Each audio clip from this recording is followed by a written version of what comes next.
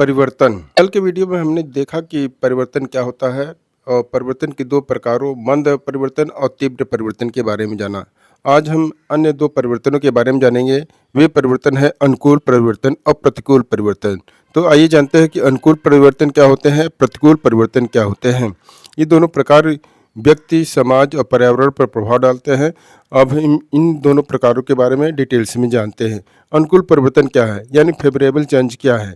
अनुकूल परिवर्तन वे परिवर्तन हैं जो किसी व्यक्ति, समाज या पर्यावरण के लिए लाभदायक होते हैं। ये परिवर्तन सकारात्मक प्रभाव डालते हैं और जीवन को बेहतर बनाने में मदद करते हैं। अर्थात अनुकूल परिवर्तन वे परिवर्तन हैं जो व्यक्ति, समाज या पर्यावरण के लिए उपयोगी हों, सकारात्मक हों, जीवन को बेहतर बनाएं, तो वो अनुकूल परिवर्तन होते हैं। अब हम इसे उदाहरण के माध्यम से समझते हैं।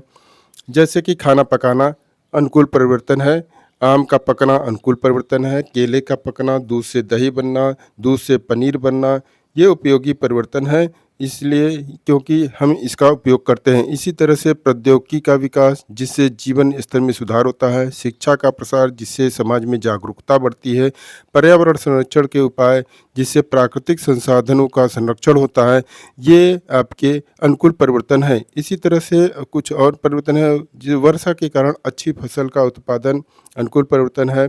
पेड़ पौधों का बढ़ना और पर्यावरण को स्वच्छ बनाना अनुकूल परिवर्तन है।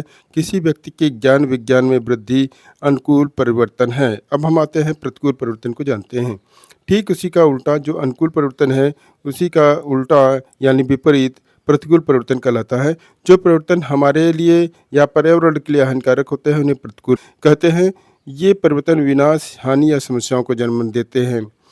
यानी कि ये ऐसे परिवर्तन हैं जो हमारे लिए अनुपयोगी हैं। इन्हें हम वांछित परिवर्तन नहीं कह सकते हैं, ये अवांछित परिवर्तन होते हैं।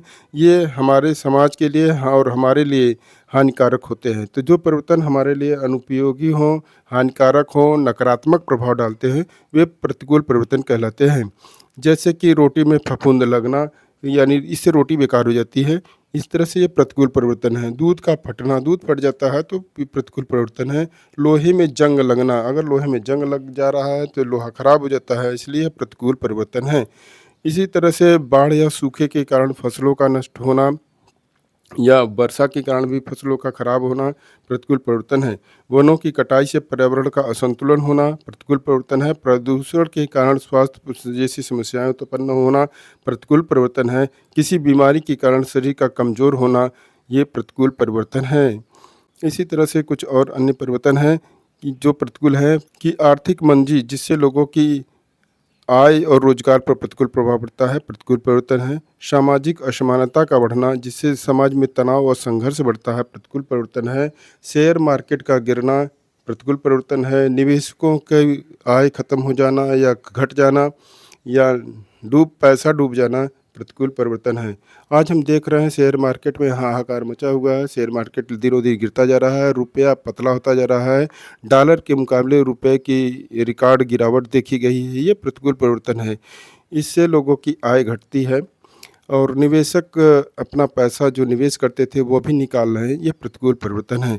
इस तरह से हम कह सकते हैं कि अनुकूल परिवर्तन उपयोगी परिवर्तन है, सकारात्मक परिवर्तन है, देश, समाज, व्यक्ति के लिए आवश्यक परिवर्तन है, वांछित परिवर्तन है। जबकि इसी का उल्टा प्रतिकूल परिवर्तन नकारात्मक परिवर्तन है, अनुपयोगी परिवर्तन है, अवांछित परिवर्तन है।